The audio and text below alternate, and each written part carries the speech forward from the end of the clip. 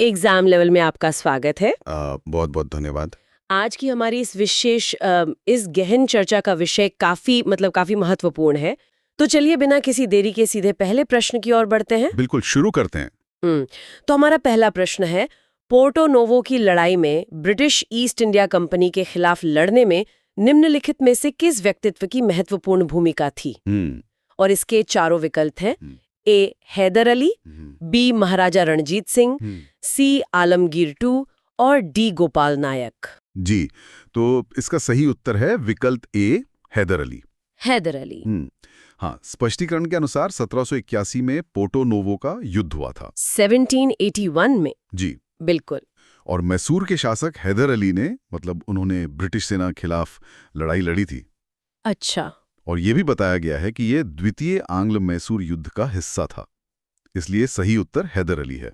मतलब ये कोई छोटी मोटी झड़प नहीं थी, बल्कि द्वितीय आंग्ल मैसूर युद्ध का एक बड़ा हिस्सा था। जी, एकदम सही कहा आपने। तो चलिए अब दूसरे प्रश्न की तरफ चलते हैं। ये प्रश्न है, निम्नलिखित में से किस युद्ध को भारत में ब्रिटिश राज की औपचारिक शुरुआत माना जाता है? ये एक बहुत ही अहम सवाल है। हाँ, और इसकी विकल्प है ए प्रथम कर्नाटक युद्ध, बी प्लासी का युद्ध, सी वांडीवाश का युद्ध और डी बक्सर का युद्ध। इसका सही उत्तर है विकल्प बी, प्लासी का युद्ध। प्लासी का युद्ध।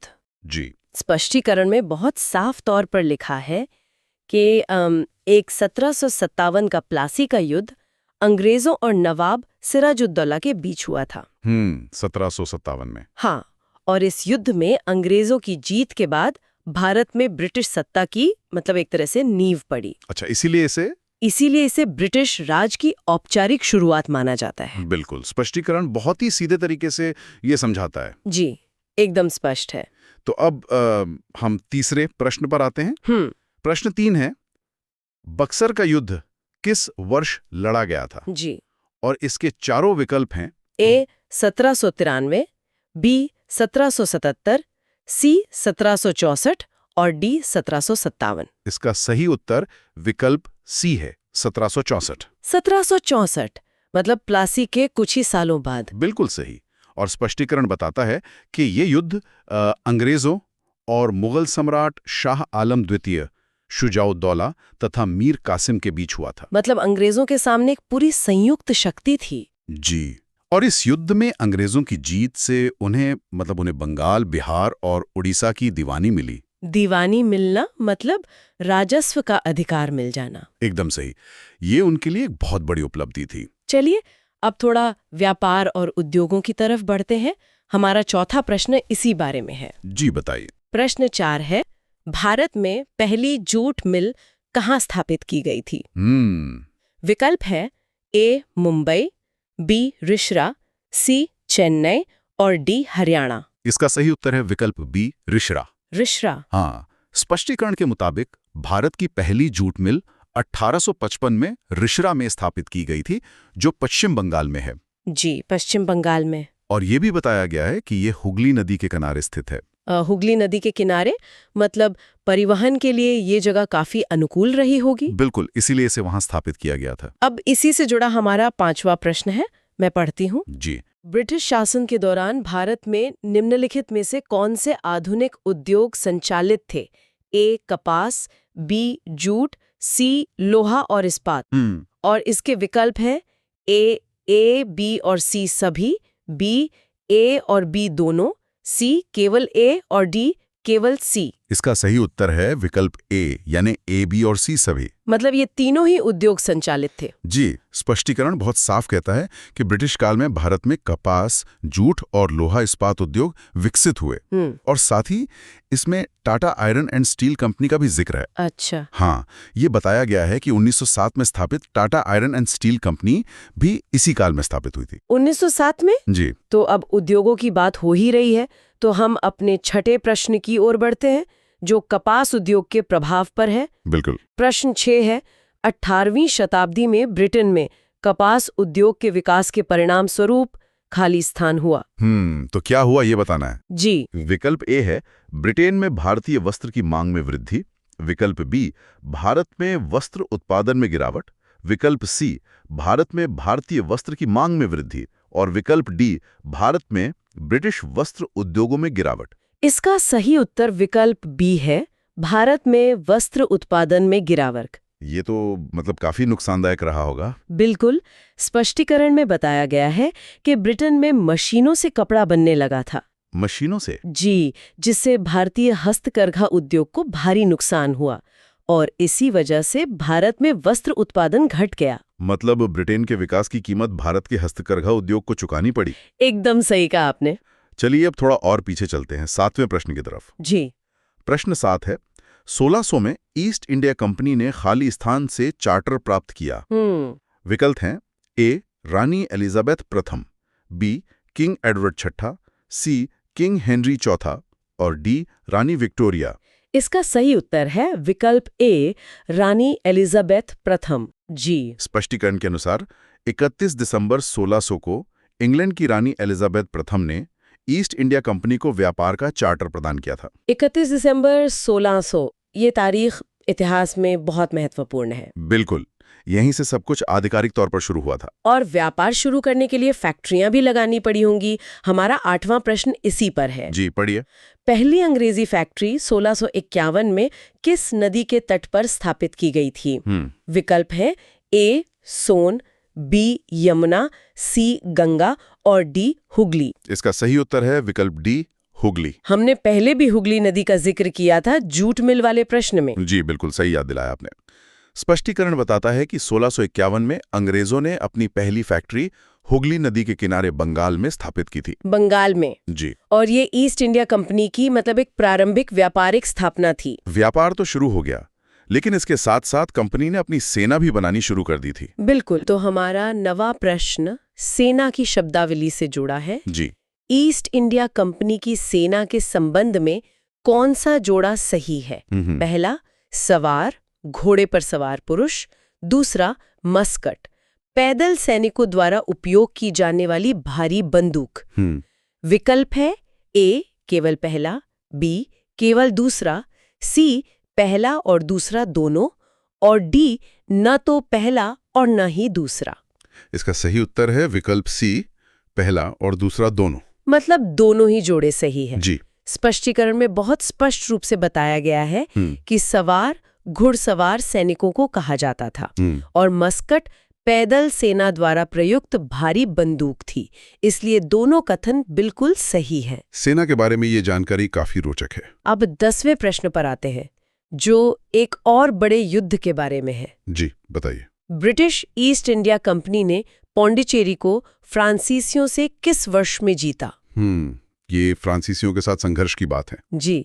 इसके विकल्प हैं ए, 1761, बी, 1699, सी, 1674, और डी, 1738। इसका सही उत्तर है विकल्प ए, 1761। 1761 में? हाँ। स्पष्टीकरण के अनुसार 1761 में तीसरे कर्नाटक युद्ध के दौरान अंग्रेजों ने फ्रांसीसियों से पौंडीचेरी पर कब्जा कर लिया था। मतलब तीसरे कर्नाटक युद्ध में उन्होंने फ्रांसीसियों को वहां से हटा दिया। बिल्कुल, और अपना कब्जा जमा लिया। चलिए अब 12वें प्रश्न की तरफ बढ़ते हैं। यह प्रश्न स्मारकों से जुड़ा है। जी। 1924 में किंग जॉर्ज पंचम और क्वीन मैरी के स्वागत में कौन सा स्मारक बनाया गया था? विकल्प है A, Gateway of India, B, Bombay Castle, C, Victoria Memorial, और डी, छत्री ब्राइटन। इसका सही उत्तर है विकल्प A, Gateway of India. Gateway of India, जो कि मुंबई में है। एकदम सही। स्पष्टीकरण भी यही बताता है कि मुंबई में स्थित गेटवे ऑफ इंडिया 1911 में आगमन की स्मृति में बनाया गया था। मतलब उनका आगमन 1911 में हुआ था। जी, और यह स्मारक 1924 में पूर्ण हुआ। अब हम अपनी चर्चा के अंतिम हिस्से की ओर बढ़ रहे हैं। 12वां प्रश्न विद्रोहों से जुड़ा है। बिल्कुल, प्रतिरोध हमेशा होता रहा है। जी। प्रश्न है, तिरोत सिंह किस विद्रोह के नेता थे? विकल्प है ए, खासी विद्रोह, बी, सन्यासी विद्रोह, सी, पुलिगार विद्रोह, और डी, सिंगपो विद्रोह। इसका सही उत्तर है विकल्प ए, खासी विद्रोह। खासी विद्रोह। हाँ। स्पष्टीकरण के मुताबिक तिरोत सिंह मेघालय क्षेत्र के खासी विद्रोह के नेता थे। मेघालय क्षेत्र में? जी। और यह विद्रोह 1829 से 1833 के बीच हुआ था, जिसमें उन्होंने अंग्रेजों का कड़ा विरोध किया था। ये दिखाता है कि विरोध देश के अलग अलग हिस्सों में हो रहा था। बिल्कुल, ये सिर्फ एक जगह तक सीमित नहीं था। तो अब हम इस गहन चर्चा के 13वें और अंतिम प्रश्न पर आ गए हैं। जी पढ़िए। ये प्रश्न एक सशस्त्र क्रांति की योजना के बारे में है। बंगाल में रेल संचार को बाधित करने और हथियारों की जब्ती की योजना का नेतृत्व किसने किया? इसके विकल्प है ए अरविंद घोष, बी सुरेंद्रनाथ बनर्जी, सी चितरंजन दास और डी जतीन मुखर्जी। इसका सही उत्तर है विकल्प डी, जतीन मुखर्जी। स्पष्ट रूप से लिखा है कि जतीन मुखर्जी ने प्रथम विश्व युद्ध के समय ब्रिटिश शासन के विरुद्ध सशस्त्र क्रांति की योजना बनाई थी। प्रथम विश्व युद्ध के समय? जी हाँ। और इसी योजना के तहत रेल संचार को बाधित करना और हथियारों की जब्ती शामिल थी। प्रश्न 14 कुछ इस प्रकार है। चटगांव शस्त्रागार कांड का नेतृत्व किसने किया? इसके लिए स्रोत में ये 4 विकल्प दिए गए हैं। ए रासबिहारी बोस, बी बादल गुप्ता, सी हेमू कालानी या डी सूर्यसेन। इस प्रश्न का सही उत्तर है विकल्प डी, सूर्यसेन। हमारे स्रोत में दी गई व्याख्या इसे बहुत ही स्पष्ट शब्दों में बयान करती है। जी। व्याख्या के अनुसार 1930 में चटगांव शस्त्रागार कांड का नेतृत्व मास्टर दा यानी सूर्यसेन ने किया था। अब देखिए, 1930 का वो दशक भारतीय इतिहास में उथल-पुथल का दौर था। बहुत बड़ा दौर था। हाँ, चटगांव में सीधे ब्रिटिश शस्त्रागार पर हमला करना, वो भी एक ऐसे व्यक्ति के नेतृत्व में जिन्हें लोग सम्मान से मास्टर दा यानी एक शिक्षक के रूप में जानते थे। ये महज एक विरोध प्रदर्शन नहीं था, बल्कि एक सोची समझी सशस्त्र चुनौती थी। एक शिक्षक का शस्त्रागार पर कब्जा करने के लिए नेतृत्व करना सच में ये बताता है कि आज़ादी की ललक किस चरम पर थी। सशस्त्र विद्रोह की इसी बात से मुझे हमारे स्रोत का अगला बिंदु याद आ रहा है, जो हमें समय में थोड़ा पीछे ले जाता है। हाँ, बताइए। प्रश्न 15 कहता है, सिद्धू और कान्हू किस आदिवासी विद्रोह के नेता थे? इसके विकल्प इस प्रकार हैं। ए मोपला विद्रोह, बी संथाल विद्रोह, सी कोल विद्रोह और डी मुंडा विद्रोह। इसका सही उत्तर है विकल्प बी, संथाल विद्रोह। स्रोत की व्याख्या पर अगर हम ध्यान दें तो ये बताती है कि 1855-56 के संथाल विद्रोह का नेतृत्व सिद्धू और कान्हू ने किया था। 1855 यानी 1857 की क्रांति से भी पहले? बिल्कुल, एकदम सही पकड़ा आपने। हम अक्सर 1857 की क्रांति को पहला बड़े स्वतंत्रता संग्राम के रूप में याद करते हैं, लेकिन उसके ठीक पहले सिद्धू और कान्हू जैसे आदिवासी नेताओं ने संथाल विद्रोह के रूप में एक बहुत ही व्यापक आंदोलन खड़ा कर दिया था। यह सिद्ध करता है कि ब्रिटिश नीतियों के खिलाफ सबसे पहला असंतोष भारत के जंगलों से उठना शुरू हुआ था। ये बहुत ही ध्यान देने योग्य बात है। और जब इस तरह के ज़मीनी विद्रोह तेज हो रहे थे तो ब्रिटिश हुकूमत भी शांत नहीं बैठी थी। उन्होंने दमन के लिए बहुत ही खौफनाक तरीके अपनाए। इसी दमनकारी नीति की एक भयावह झलक हमें हमारे स्रोत के प्रश्न 16 में मिलती है। तो प्रश्न 16 है, वीडी सावरकर को अंग्रेजों ने अंडमान जेल किस वर्ष भेजा? इसके लिए हमारे पास ये 4 विकल्प हैं। ए 1910, बी 1922, सी 1923 या डी 1911। इस प्रश्न का एकदम सटीक उत्तर है विकल्प डी, 1911। हमारे स्रोत में दी गई जानकारी इसे स्पष्ट करती है। उसमें लिखा है, विनायक दामोदर सावरकर को 1911 में काला पानी यानी अंडमान सेलुलर जेल भेजा गया था। काला पानी? हाँ, इस तथ्य में काला पानी शब्द अपने आप में ही उस दौर की क्रूरता को दर्शाने के लिए काफी है। 1911 के वर्ष में किसी राजनीतिक बंदी को मुख्य भूमि से पूरी तरह अलग करके अंडमान भेज देना केवल एक सजा नहीं थी, ये एक मनोवैज्ञानिक रणनीति थी ताकि क्रांति की आवाज को दबाया जा सके। मुख्य भूमि से इतनी दूर भेजकर आवाज को दबाने की वो कोशिश यकीनन बहुत खौफनाक रही होगी।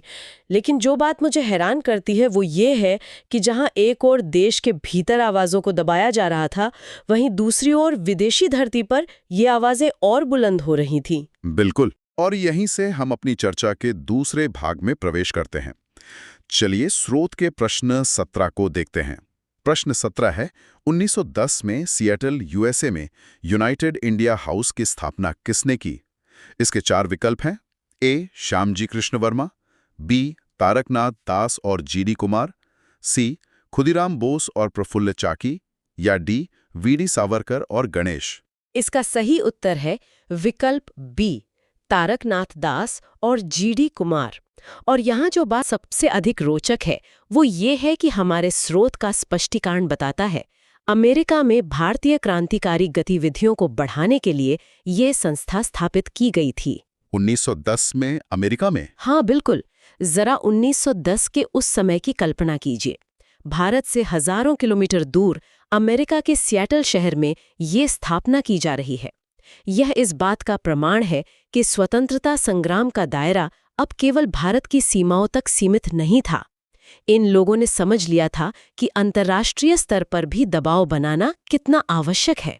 यह दूरदृष्टि वाकई कमाल की थी।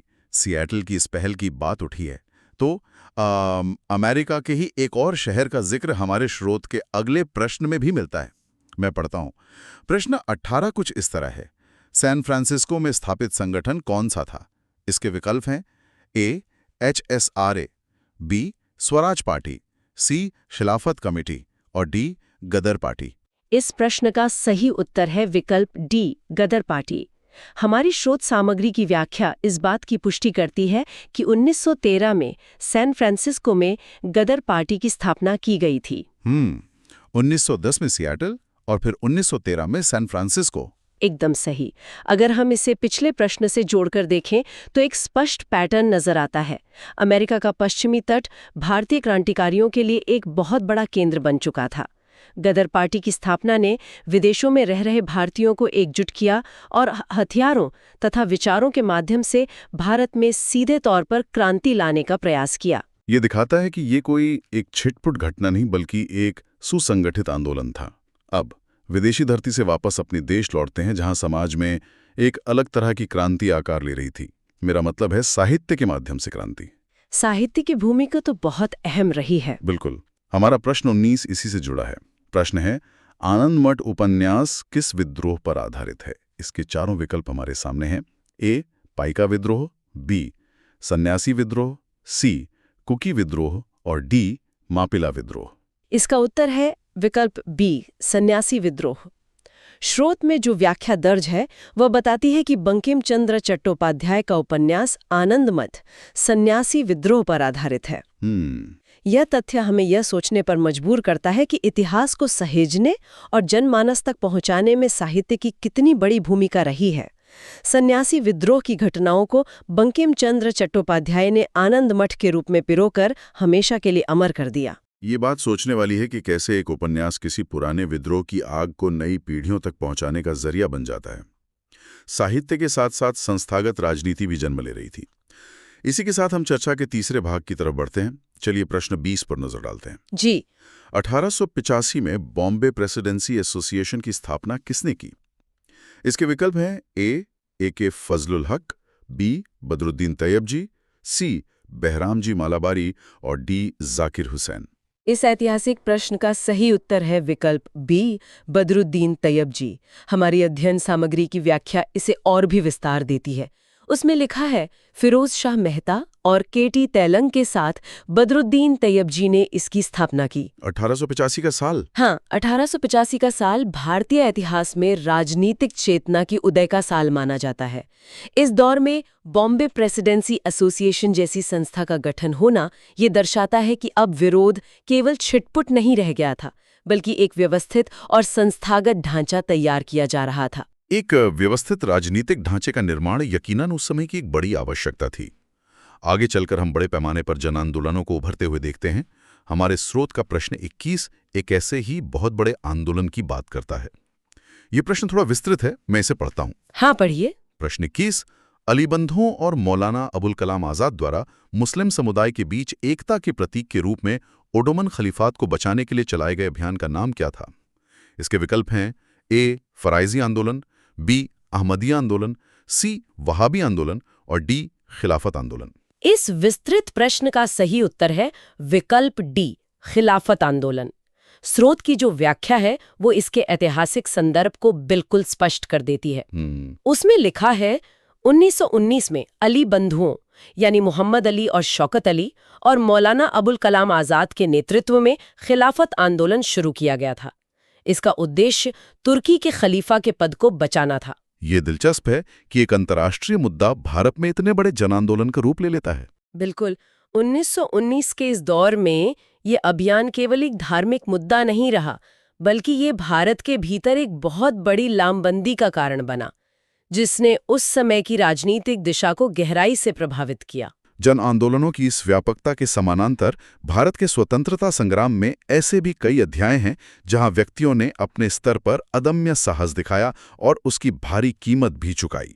हमारा प्रश्न 22 हमें एक ऐसी ही गंभीर घटना की ओर ले जाता है। जी। प्रश्न 22 है, A.M.T. जैक्सन की हत्या में सहयोगी के रूप में किसे फांसी दी गई थी? इसके 4 विकल्प हैं। A. Krishnaji Gopal Karve, B. Matangini Hajra, C. Khudiram Bose और D. हेमू कालानी। इस प्रश्न का सही उत्तर है विकल्प ए, कृष्णाजी गोपाल कर्वे। स्रोत में दी गई व्याख्या इस घटना के दुखद लेकिन साहसिक पहलू को हमारे सामने रखती है।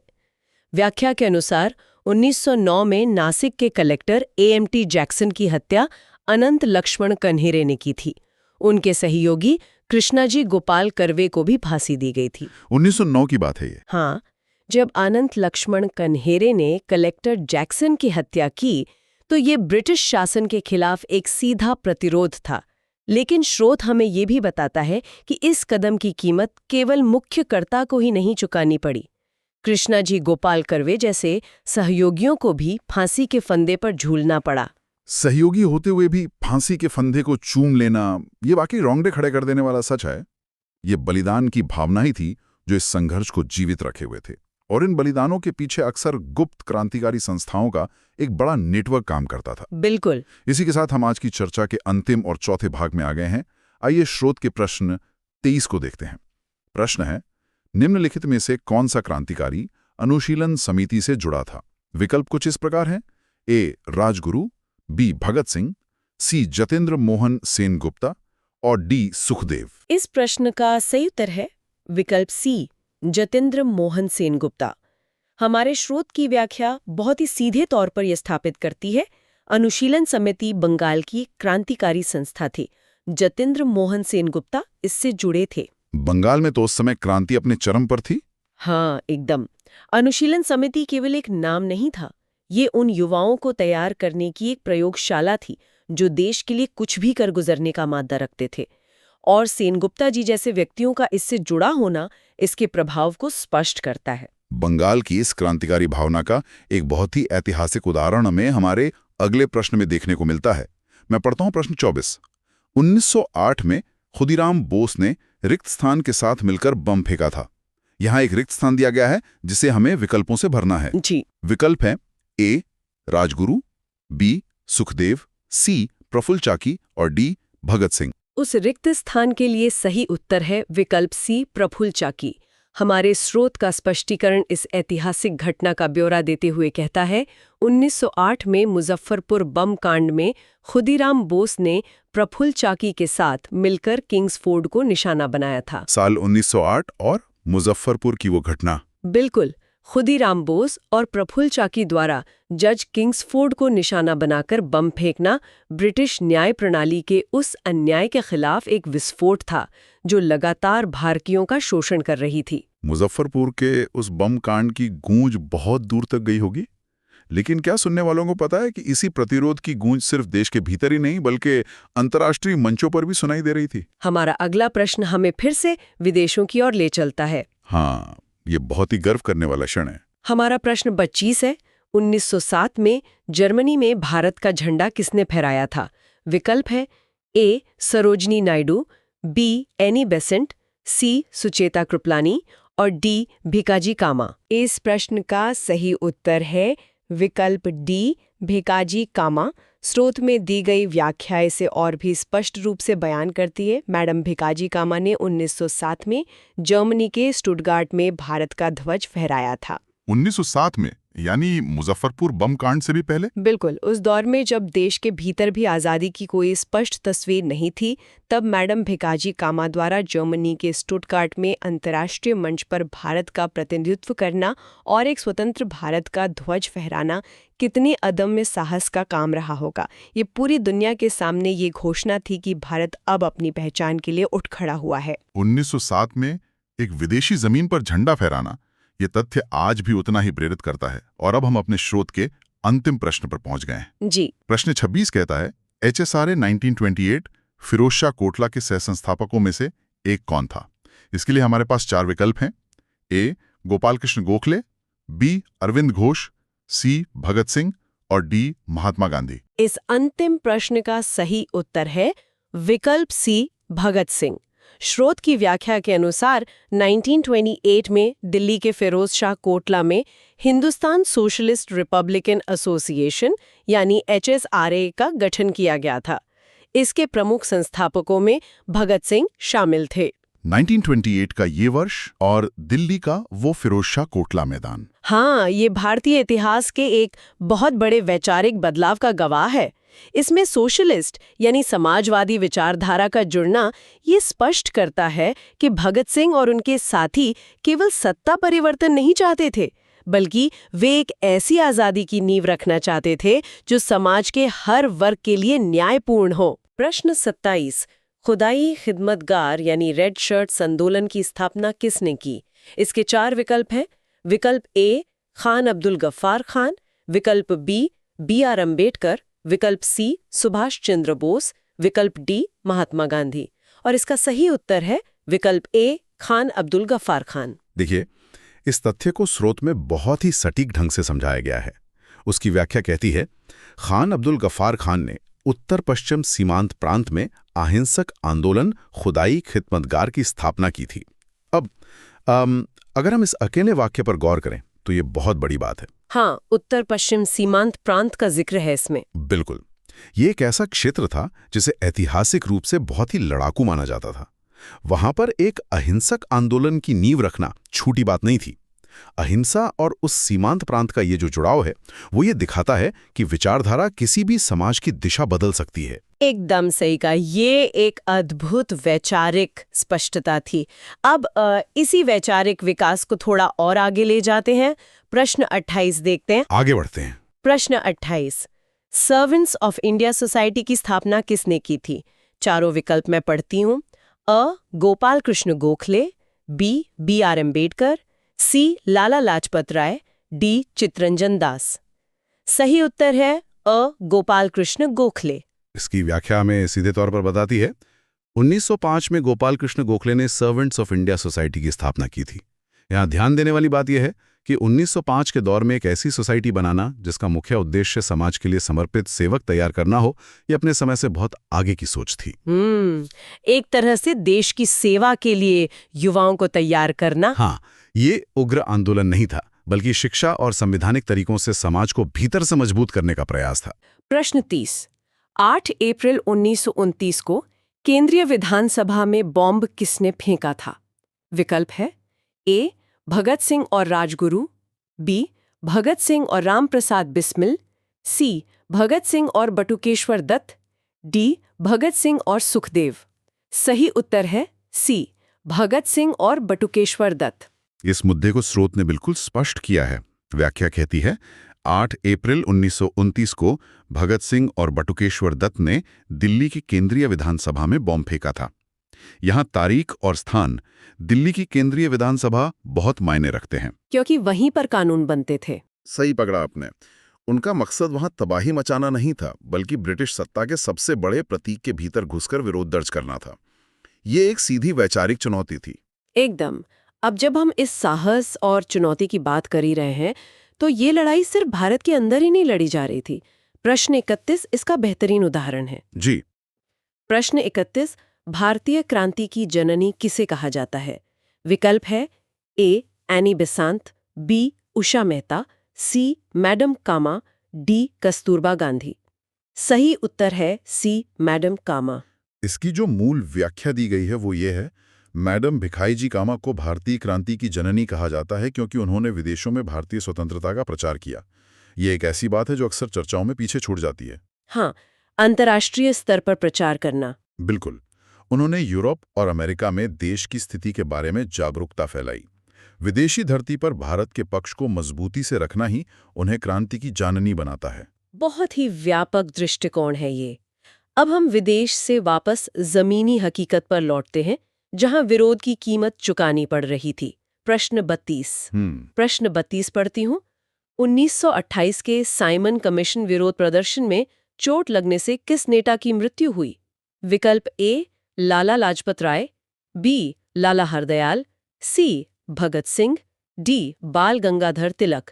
सही उत्तर है ए लाला लाजपत राय। अगर हम इसे व्यापक दृष्टिकोण से जोड़कर देखें तो ये सिर्फ एक दुखद घटना नहीं थी। स्रोत की व्याख्या स्पष्ट करती है। साइमन कमीशन विरोध प्रदर्शन के दौरान पुलिस लाठीचार्ज में घायल होने से लाला लाजपत राय की मृत्यु हो गई थी। एक बहुत ही शांत विरोध प्रदर्शन था वो। हाँ, और एक शीर्ष नेता के इस तरह लाठीचार्ज का शिकार होना बताता है कि उस वक्त की सरकार कितनी क्रूर थी। विरोध प्रदर्शनों का खतरा और सीधे बलिदान को समझना यहाँ बहुत जरूरी है। इसी बलिदान ने आगे चलकर और उग्रता पैदा की थी। खैर, इसके साथ हम तीसरे खंड की ओर बढ़ते हैं। यह खंड गुप्त संचार और प्रेरणादायक नारों और बलिदानों के बारे में है। प्रश्न 33 शुरू करें। प्रश्न 33, भारत छोड़ो आंदोलन के दौरान गुप्त कांग्रेस रेडियो किसने शुरू किया? विकल्प हैं ए भिकाजी कामा, बी लक्ष्मी सहगल, सी सरोजिनी नायडू, डी उषा मेहता। और सही उत्तर है डी उषा मेहता। संचार के क्षेत्र में ये एक क्रांति थी। व्याख्या पढ़ता हूं। 1942 के भारत छोड़ो आंदोलन के दौरान उषा मेहता ने गुप्त कांग्रेस रेडियो शुरू किया था। सूचना के प्रसार में इस गुप्त रेडियो की भूमिका अत्यंत महत्वपूर्ण थी। जब सभी बड़े नेता जेल में थे, तब रेडियो से जानकारी देना। बिल्कुल, पता लगने के डर से बार बार जगह बदलना और देश भर के कार्यकर्ताओं को दिशा निर्देश देना, ये तकनीकी और मानसिक साहस का एक अद्भुत उदाहरण है। सूचना वाकई बहुत बड़ा हथियार होती है। अब हम आते हैं प्रश्न 34 पर। एक ऐसा कथन जो बहुत प्रेरणादायक है। प्रश्न 34, हम राष्ट्र को जगाने के लिए मरेंगे, कथन किसने कहा? विकल्प पढ़ती हूं। अ बाघा जतिन, बी पिंगाली वेंकैया, सी बीर तिकेंद्रजीत सिंह, डी सूर्य सेन। सही उत्तर है अ बाघा जतिन। ये पंक्तियां सुनकर ही रोंगटे खड़े हो जाते हैं। इसकी व्याख्या में लिखा है, यह कथन क्रांतिकारी बाघा जतिन मुखर्जी द्वारा कहा गया था। ये सिर्फ एक वाक्य नहीं, पूरे जीवन का उद्देश्य था। अपनी जान की परवाह किए बिना। हाँ, उन्हें पता था कि कुछ हथियारों से वो इतने बड़े साम्राज्य को हरा नहीं सकते, पर उनका लक्ष्य था अपने रक्त से सोए हुए राष्ट्र को जगाना। ये सच में सर्वोच्च त्याग की भावना थी। यहाँ से ये विषय और भी दिलचस्प हो जाता है, क्योंकि बलिदान की जब बात आती है तो अगला प्रश्न एक ऐसे ही महत्वपूर्ण घटनाक्रम से जुड़ा है। प्रश्न 35, काकोरी से जुड़ा प्रश्न। जी, प्रश्न 35, काकोरी ट्रेन एक्शन 1925 में शामिल किस स्वतंत्रता सेनानी को फांसी दी गई थी? विकल्प है ए रामप्रसाद बिस्मिल, बी लाला हरदयाल, सी विनायक सावरकर, डी महात्मा गांधी। सही उत्तर है ए रामप्रसाद बिस्मिल। व्याख्या बिल्कुल सीधे शब्दों में, 1925 के काकोरी कांड में शामिल रामप्रसाद बिस्मिल को ब्रिटिश सरकार ने फांसी दी थी। ध्यान दीजिए, अब इसे एक्शन कहा जाता है। हाँ, काकोरी ट्रेन एक्शन। इस एक्शन का संदर्भ ये है कि ये साम्राज्य को आर्थिक चोट पहुंचाने और देश का पैसा देश की आजादी में लगाने का कदम था। बिस्मिल जी को जो फांसी हुई, उसने पूरे देश में एक ऐसी लहर पैदा की जिसने ब्रिटिश सरकार की नींव हिला दी। वो साहस और जज्बा सोचकर ही हैरानी होती है। चलिए अब हम आते हैं अपने इस गहन चर्चा के चौथे और अंतिम खंड पर।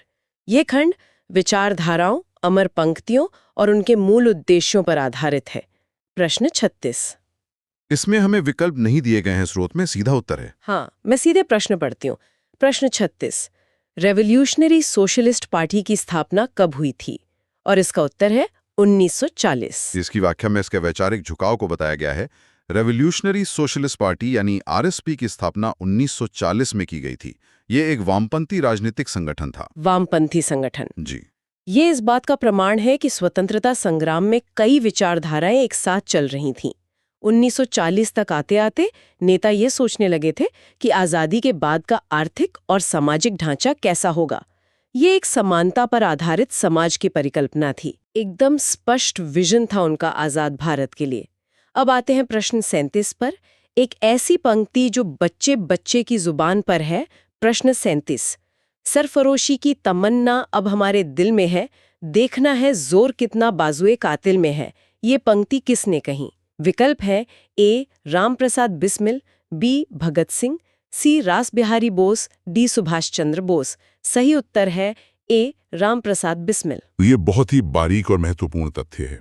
स्रोत की व्याख्या कहती है, ये प्रसिद्ध गजल मूल रूप से बिस्मिल अजीमाबादी ने 1921 में लिखी थी, लेकिन इसे क्रांतिकारी रामप्रसाद बिस्मिल ने स्वतंत्रता संग्राम के दौरान एक नारे के रूप में अमर बना दिया। यानी लिखी किसी और ने थी पर अमर किसी और ने किया। बिल्कुल, बिस्मिल अजीमाबादी ने इसे लिखा जरूर था, पर जब रामप्रसाद बिस्मिल ने इसे फांसी के तख्ते की ओर चाहते हुए एक नारे की तरह गाया तो ये शब्द हमेशा के लिए क्रांति की पहचान बन गए। साहित्य का क्रांति में कितना बड़ा योगदान रहा है, ये इसका प्रमाण है।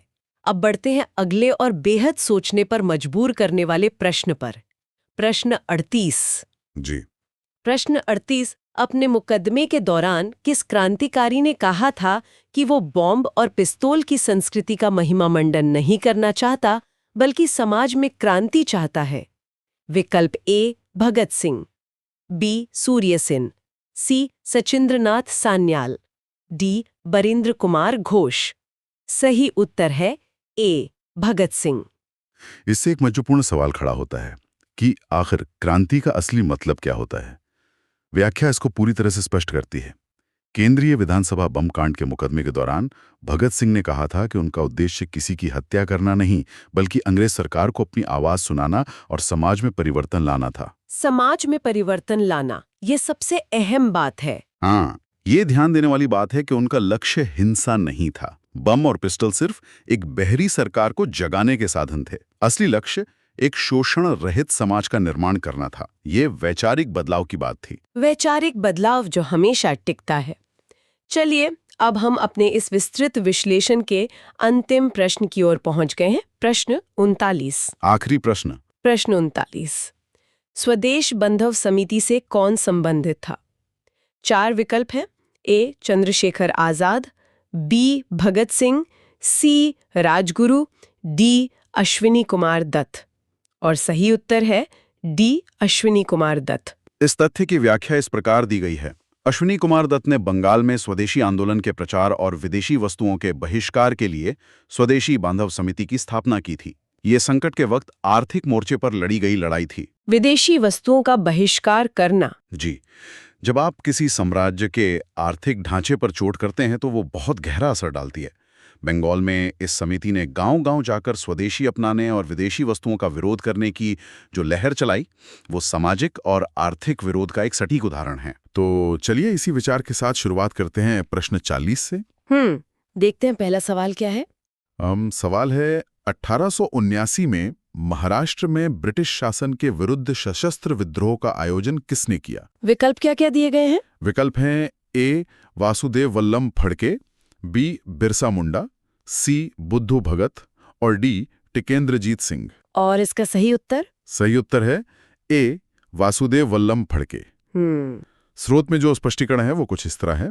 वासुदेव वल्लभ फड़के को भारतीय सशस्त्र विद्रोह का जनक कहा जाता है।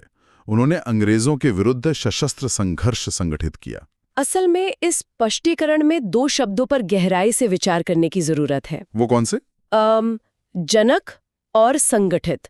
देखिए 1879 का वो समय जब ब्रिटिश सत्ता अपनी जड़ें बेहद मजबूत कर चुकी थी। उस दौर में महाराष्ट्र के भीतर केवल विरोध जताना ही काफी नहीं था। हाँ, सिर्फ बातों से काम नहीं चलने वाला था। बिल्कुल। सशस्त्र विद्रोह का जनक कहलाने का सीधा सा अर्थ है कि उन्होंने असंतोष को एक दिशा दी और उसे हथियारों के बल पर एक व्यवस्थित संघर्ष का रूप दिया। बिना किसी पूर्व स्थापित ढांचे के एक पूरी तरह से नई सशस्त्र रणनीति खड़ी करना ये अदम्य साहस का परिचायक है। ये समझना सच में अहम है कि विद्रोह का विचार आना एक बात है जी, लेकिन उसे संगठित करना, लोगों को जोड़ना, रणनीति बनाना, ये बिल्कुल अलग सर की चुनौती है। एकदम सही। खैर, अब आगे बढ़ते हैं और देखते हैं प्रश्न 41। चलिए। प्रश्न है भारतीय कम्युनिस्ट पार्टी की स्थापना अक्टूबर 1920 में कहाँ हुई थी? विकल्प सुनिए। ए कलकत्ता, बी ब्रिटेन, सी लाहौर या डी ताशकंद। सही जवाब ताशकंद है ना? हाँ, सही उत्तर है डी ताशकंद। इसका स्पष्टीकरण स्रोत में दिया गया है। 17 अक्टूबर 1920 को एम.एन. रॉय और अन्य साथियों ने ताशकंद, उज्बेकिस्तान में कम्युनिस्ट पार्टी ऑफ इंडिया की स्थापना की। इस एक वाक्य के पीछे का जो भौगोलिक विरोधाभास है वो बेहद चौंकाने वाला है। हाँ, ताशकंद तो भारत से हजारों मील दूर है। वही तो, एक राष्ट्रीय राजनीतिक दल जो भारत के भविष्य की दिशा तय करने के लिए बनाया जा रहा है, उसकी नींव उज्बेकिस्तान के ताशकंद में रखी जा रही है। अगर इसके निहितार्थ को समझें तो यह स्पष्ट होता है कि 1920 के आसपास भारत के भीतर ब्रिटिश हुकूमत का दमन चक्र इतना सख्त हो चुका था कि कुछ नया शुरू करने के लिए सीमाओं के पार जाना पड़ा। ये तथ्य एक बहुत बड़े सत्य की ओर इशारा करता है कि स्वतंत्रता की ये लड़ाई केवल एक क्षेत्र विशेष तक सीमित नहीं थे। इसका एक मजबूत अंतर्राष्ट्रीय नेटवर्क भी तैयार हो रहा था। बिल्कुल, और ये नेटवर्क बहुत प्रभावी था। इसी सिलसिले को आगे बढ़ाते हैं प्रश्न 42 के साथ। भारत छोड़ो आंदोलन के दौरान कोरापुट क्रांति कहाँ हुई थी? विकल्प हैं ए उड़ीसा, बी संयुक्त प्रांत, सी बिहार और डी बंगाल। इसका उत्तर तो नाम से ही थोड़ा स्पष्ट हो रहा है। हाँ, सही उत्तर है ए उड़ीसा। और स्पष्टीकरण बताता है 1942 के भारत छोड़ो आंदोलन के दौरान उड़ीसा के कोरापुट में लक्ष्मण नायक के नेतृत्व में विद्रोह हुआ था। जब भी 1942 के भारत छोड़ो आंदोलन की चर्चा होती है तो आमतौर पर बड़े शहरों और राष्ट्रीय स्तर के शीर्ष नेताओं का ही खाका जहन में आता है। बिल्कुल, हम अक्सर दिल्ली या बंबई की ही बात करते हैं। लेकिन स्रोत का ये स्पष्टीकरण एक अलग ही तस्वीर पेश करता है। उड़ीसा का कोरापुट एक बहुत ही क्षेत्रीय इलाका है। वहाँ लक्ष्मण नायक जैसे नेतृत्वकर्ता का उभरना ये दर्शाता है कि ये आंदोलन सही मायनों में विकेंद्रीकृत हो चुका था। स्थानीय नेताओं ने राष्ट्रीय आवाहन को अपनी क्षेत्रीय परिस्थितियों के हिसाब से ढाल लिया था। सच में, राष्ट्रीय विचार का स्थानीय स्तर पर ऐसा क्रियान्वयन ही किसी भी आंदोलन को अजेय बनाता है। एकदम सही बात है। अब रुक करते हैं प्रश्न 43 का, जो ऐतिहासिक कालक्रम की बारीकियों को सामने लाता है। अच्छा, देखते हैं। प्रश्न है, भारत नौजवान सभा के बारे में निम्नलिखित में से कौन सा कथन गलत है? गलत कथन पहचानना है। हाँ, 4 कथन दिए गए हैं। ए, इसकी स्थापना पंजाब में हुई थी। बी, भगत सिंह इसके संस्थापक सचिव थे। सी, इसकी स्थापना 1927 में हुई थी। और डी, इसने युवाओं, किसानों और मजदूरों में राजनीतिक कार्य शुरू किया। इसका उत्तर सी होना चाहिए। एकदम सही। यहाँ सही उत्तर यानी जो कथन गलत है वो है सी, इसकी स्थापना 1927 में हुई थी। स्रोत में इसका स्पष्टीकरण दिया गया है। यह कथन गलत है क्योंकि भारत नौजवान सभा की स्थापना 1926 में भगत सिंह द्वारा की गई थी। इस प्रश्न के माध्यम से इतिहास के अध्ययन की एक बहुत ही सूक्ष्म मांग सामने आती है। तारीखों की सटीकता। बिल्कुल, 1926 और 27 के बीच केवल 1 वर्ष का फासला है, लेकिन ऐतिहासिक घटनाओं के विकास क्रम में ये 1 वर्ष बहुत बड़ा अंतर पैदा कर देता है। को राजनीतिक रूप से जागरूक करने की आवश्यकता महसूस की जा चुकी थी। यह केवल एक संगठन नहीं था, बल्कि एक नई राजनीतिक चेतना बोने का शुरुआती प्रयास था। और उस युवा चेतना की नींव को सही वर्ष के साथ याद रखना उस दौर के विचारकों के प्रति एक न्याय है। बिल्कुल सही कहा। चलिए अब बिना रुके चलते हैं प्रश्न 44 की ओर, जहां संघर्ष का एक अलग ही स्वरूप देखने को मिलता है। हाँ, अगला प्रश्न क्या है? बंगाल में नील विद्रोह का नेतृत्व किसने किया? विकल्प सुन लेते हैं। विकल्प हैं ए, महात्मा गांधी, बी, विष्णु चरण बिस्वास और दिगंबर बिस्वास, सी, वासुदेव बलवंत फड़के या डी, मदारी पासी। सही उत्तर है बी, विष्णु चरण बिस्वास और दिगंबर बिस्वास। और स्रोत इसका क्या स्पष्टीकरण देता है? स्पष्टीकरण कुछ इस तरह है। 1859 में बंगाल के नदिया जिले में नील की खेती के विरुद्ध किसानों का नेतृत्व विष्णु और दिगंबर बिस्वास ने किया। इस स्पष्टीकरण में 3 चीजें बहुत महत्वपूर्ण हैं। वर्ष 1859, स्थान नदिया जिला और मुद्दा नील की खेती। हाँ, ये 1857 की क्रांति के ठीक बाद का समय। बिल्कुल, यह विद्रोह विशुद्ध रूप से एक आर्थिक और कृषि आधारित विद्रोह था। जब विदेशी सत्ता स्थानीय संसाधनों और किसानों की मेहनत का इस हद तक शोषण करने लगे कि खेती का मूल स्वरूप ही नष्ट हो जाए, तो विद्रोह अनिवार्य हो जाता है। शोषण की भी एक सीमा होती है। बिस्वास बंधुओं ने ये साबित किया कि राजनीतिक स्वतंत्रता की लड़ाई के साथ साथ आर्थिक शोषण के खिलाफ जमीनी स्तर पर खड़ा होना कितना आवश्यक था। इस आर्थिक शोषण के खिलाफ उठी आवाज ने निश्चित रूप से आगे के किसान आंदोलनों के लिए एक आधारशिला तैयार की होगी। इसमें कोई शक नहीं है। अब बढ़ते हमारे अगले सवाल की तरफ, जो एक बेहद ही रोंगटे खड़े कर देने वाले घटनाक्रम की बात करता है। प्रश्न 45। अच्छा, अलीपुर बम षड्यंत्र मामले में किस क्रांतिकारी को गिरफ्तार किया गया था? विकल्प क्या है? ए, कन्हैलाल दत्त, बी, राजेंद्र लाहिड़ी, सी, रोशन सिंह और डी, अशफाकुल्ला खान। सही जवाब कन्हैयालाल दत्त है। हाँ, सही उत्तर है ए कन्हैयालाल दत्त, और इसका स्पष्टीकरण बहुत ही ध्यान देने योग्य है। स्रोत कहता है 1908 के अलीपुर बमकांड में कन्हैयालाल दत्त को गिरफ्तार किया गया था। बाद में उन्होंने जेल में ही मुखबिर की हत्या कर दी थी। अगर इस घटना के मनोविज्ञान को समझने का प्रयास किया जाए तो ये अकल्पनीय लगता है। बिल्कुल, जेल के अंदर हत्या। एक व्यक्ति को ब्रिटिश सत्ता की सबसे सुरक्षित जगह उनकी जेल में बंदी बनाकर रखा गया है, लेकिन वहां भी वो क्रांतिकारी शांत नहीं बैठता। मुखबिर यानी वो व्यक्ति जिसने अपनों से गद्दारी की, उसे जेल की सलाखों के पीछे ही मौत के घाट उतार देना, ये दर्शाता है कि उस दौर के क्रांतिकारियों के लिए वैचारिक निष्ठा का स्तर क्या था। उनके लिए गद्दारी की सजा सत्ता के खौफ से कहीं बड़ी थी। जेल के भीतर ऐसा कदम उठाना इस बात का प्रमाण है कि सत्ता का कोई भी पहरा उनके इरादों को कैद नहीं कर सकता था। एकदम सही। इसी अदम में साहस की एक और झलक हमें अगले प्रश्न में भी देखने को मिलती है। प्रश्न 46 देखते हैं। खुदीराम बोस को किस जेल में फांसी दी गई थी?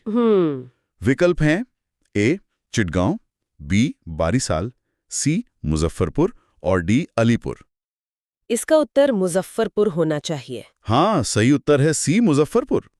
स्पष्टीकरण दिया गया है 11 अगस्त 1908 को खुदीराम बोस को मुजफ्फरपुर जेल में फांसी दी गई थी। 11 अगस्त 1908 की ये तारीख और मुजफ्फरपुर जेल का ये स्थान इतिहास के पन्नों में हमेशा के लिए दर्ज हो गए।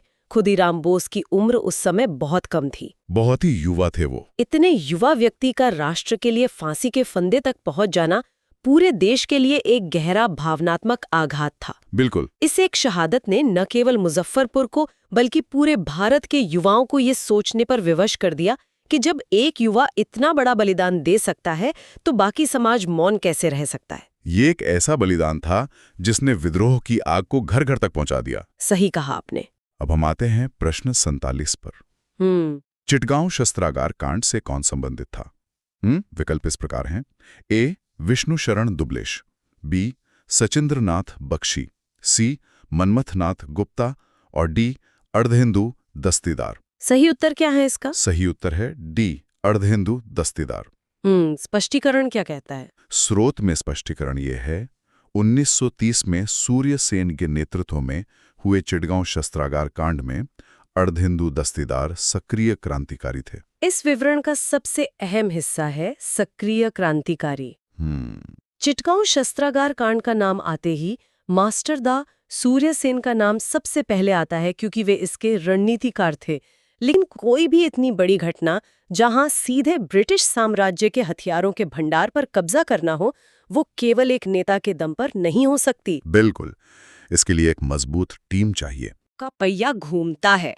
ये घटना दर्शाती है कि नेतृत्व और सक्रिय भागीदारी का एकीकरण कितना घातक साबित हो सकता है। ये संगठन और टीम वर्क की एक चरम मिसाल है जिसने साम्राज्य की जड़ों को हिला दिया था। एकदम सही। जैसा कि शुरुआत में हमने स्पष्ट किया था कि स्रोत में प्रश्न 48 नहीं है, तो अब सीधे प्रश्न 49 की ओर रुख करते हैं। ठीक है, आगे बढ़ते हैं। प्रश्न 49, लंदन में सर विलियम हट कर्जन वाइली की हत्या किसने की?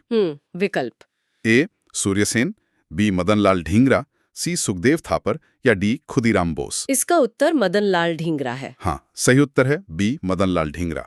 स्पष्टीकरण में बताया गया है 1909 में मदनलाल ढींगरा ने लंदन में कर्जन वाइली की हत्या की थी। इस घटना के प्रभाव को अगर विश्व पटल पर रखकर देखा जाए तो इसका दायरा बहुत विशाल हो जाता है। 1909 का वर्ष और घटना का स्थान है लंदन। मतलब ब्रिटिश साम्राज्य का अपना घर। बिल्कुल, उनकी अपनी राजधानी। मदनलाल ढींगरा का वहां जाकर एक उच्च ब्रिटिश अधिकारी की हत्या करना केवल एक हिंसक कृत्य नहीं था, बल्कि यह एक स्पष्ट संदेश था। यह इस बात का ऐलान था कि अगर ब्रिटिश नीतियां भारत में दमनकारी होंगी तो इसके अधिकारी अपने देश में भी सुरक्षित महसूस नहीं कर पाएंगे। इसने अंतर्राष्ट्रीय स्तर पर स्वतंत्रता की इस मांग को बहुत उग्र रूप में स्थापित कर दिया। साम्राज्य के दिल में जाकर प्रहार करना, यह घटना एक अलग ही तरह की निर्भीकता की मांग करती है। सच में। इस अंतर्राष्ट्रीय घटनाक्रम से वापस भारत लौटते हैं और देखते हैं प्रश्न 50। चलिए। वीर सुरेंद्र साय किस राज्य के स्वतंत्रता सेनानी थे? विकल्प क्या दिए गए हैं? ए नागालैंड, बी सिक्किम, सी तेलंगाना और डी उड़ीसा। सही उत्तर है डी उड़ीसा। और इसका स्पष्टीकरण? स्रोत में लिखा है वीर सुरेंद्र साय उड़ीसा के महान स्वतंत्रता सेनानी थे जिन्होंने संबलपुर क्षेत्र में अंग्रेजों के विरुद्ध संघर्ष किया। यह तथ्य एक बार फिर से इस चर्चा के उस पहलू को उजागर करता है जिसे हमने पहले कोरापुट के संदर्भ में देखा था, क्षेत्रीय प्रतिरोध की ताकत। हाँ, स्थानीय स्तर की बगावत। ओडिशा के संबलपुर क्षेत्र की जो भौगोलिक परिस्थितियां हैं, वहां वीर सुरेंद्र साई द्वारा एक लंबा संघर्ष चलाना इस बात को रेखांकित करता है कि भारत के हर छोटे बड़े हिस्से में आजादी की कीमत पहचानी जा चुकी थी। उनका संघर्ष ये बताता है कि मुख्य धारा के बड़े आंदोलनों के समानांतर स्थानीय स्तर पर भी प्रतिरोध की एक निरंतर और अटूट धारा बह रही थी, जिसे कभी भी दबाया नहीं जा सका। ये सचमुच अद्भुत है कि कैसे हर क्षेत्र के अपने महानायक थे जो अपनी माटी के लिए लड़ रहे थे। बिल्कुल। अब हम इस गहन विश्लेषण के अंतिम पड़ाव पर हैं। हमारा आखिरी सवाल है प्रश्न 51। देखते हैं आखिरी सवाल क्या है। ऑल इंडिया किसान सभा के पहले महासचिव कौन थे? विकल्प: ए. आचार्य नरेंद्र देव, बी. स्वामी सहजानंद सरस्वती, सी. सरदार वल्लभ भाई पटेल और डी. एन.जी. रंगा। ये थोड़ा उलझाने वाला सवाल हो सकता है। हाँ, सही उत्तर है डी. एन.जी. रंगा। इसका जो स्पष्टीकरण स्रोत में दिया गया है वो बहुत ही महत्वपूर्ण अंतर को स्पष्ट करता है। वो क्या है? स्पष्टीकरण है 1936 में लखनऊ में स्थापित ऑल इंडिया किसान सभा के अध्यक्ष स्वामी सहजानंद थे, जबकि एन.जी. रंगा इसके पहले महासचिव बने। ये स्पष्टीकरण उस दौर के राजनीतिक और सामाजिक आंदोलनों की संस्थागत परिपक्वता को दर्शाता है। संस्थागत परिपक्वता मतलब 1936 तक आते आते विद्रोह केवल भावनाओं पर आधारित नहीं रह गया था, बल्कि वो बाकायदा मजबूत संगठनों के माध्यम से लड़ा जाने लगा था। अध्यक्ष और महासचिव जैसे पद। बिल्कुल। इन पदों का होना इस बात का प्रमाण है कि आंदोलन को प्रशासनिक रूप से भी बेहद सुदृढ़ बनाया जा रहा था। स्वामी सहजानंद सरस्वती का अध्यक्ष होना किसानों के बीच उनके अभूतपूर्व प्रभाव को दिखाता है। और एन.जी. रंगा का महासचिव बनना? वो इस सभा के संगठनात्मक ढांचे को संचालित करने की गंभीरता को प्रमाणित करता है। ये एक स्पष्ट संकेत है कि किसान आंदोलन अब एक व्यवस्थित और राष्ट्रीय स्वरूप ले चुका था। ये संगठनात्मक बारीकी थी जिसने आजादी की लड़ाई को उसके मुकाम तक पहुंचाने में एक लंबी भूमिका निभाई। एकदम सही। तो ये था स्रोत में दिए गए प्रश्न संख्या 40 से लेके 51 तक के सभी तथ्यों का एक सिलसिलेवार और गहरा विश्लेषण। हर सवाल, उसके विकल्प और उसके सटीक स्पष्टीकरण को पूरी तरह से सामने रखकर जो तस्वीर उभरती है वो बेहद व्यापक है। महाराष्ट्र में वासुदेव बलवंत फड़के के सशस्त्र संघर्ष से लेकर ताशकंद में पार्टी की स्थापना तक, बिल्कुल, उड़ीसा के कोरापुट और संबलपुर में जन आंदोलनों से लेकर बंगाल में नील की खेती के खिलाफ किसानों के विद्रोह तक, हमने देखा कि कैसे तारीखों का एक छोटा सा अंतर इतिहास के धारा तय करता है। कन्हैयालाल दत्त का जेल के भीतर दुस्साहस, मुजफ्फरपुर में खुदीराम बोस का बलिदान, चिटगांव में अर्देलू दस्तीदार का योगदान और लंदन जाकर मदनलाल ढींगरा का सीधा प्रहार, ये सभी तथ्य गवाह हैं कि संघर्ष के स्वरूप अनेक थे। अगर इन तमाम स्पष्टीकरणों और तथ्यों को एक साथ जोड़कर देखा जाए तो एक बहुत ही गहरा विचार मंथन के लिए उभर कर सामने आता है। वो क्या है? ये पूरी लड़ाई न तो किसी एक विशेष वर्ग की थी, न किसी एक तरीके की, और न ही किसी एक क्षेत्र तक सीमित थी। ये एक ऐसा बहुआयामी संघर्ष था जो खेत खलिहानों से लेकर विदेशी राजधानियों तक फैला हुआ था। सही बात है। यहाँ जो बात सबसे ज्यादा विचार करने योग्य है वो ये है कि उस दौर में जब सूचना के आदान प्रदान के लिए आज की तरह कोई त्वरित संचार व्यवस्था नहीं थी, तब एक ही समय पर भारत के अलग अलग कोनों में एक समान वैचारिक ज्वाला कैसे धधक रही थी। ये वाकई सोचने वाली बात है। महाराष्ट्र से लेकर बंगाल और उड़ीसा से लेकर लंदन और ताशकंद तक फैले इन घटनाक्रमों के बीच वो कौन सा अदृश्य सूत्र था जिसने इतनी विविध पृष्ठभूमि वाले लोगों को एक ही दिशा में सोचने के लिए प्रेरित किया। संचार के सीमित साधनों के बावजूद इस तरह का देशव्यापी वैचारिक जुड़ाव कैसे मुमकिन हो पाया होगा?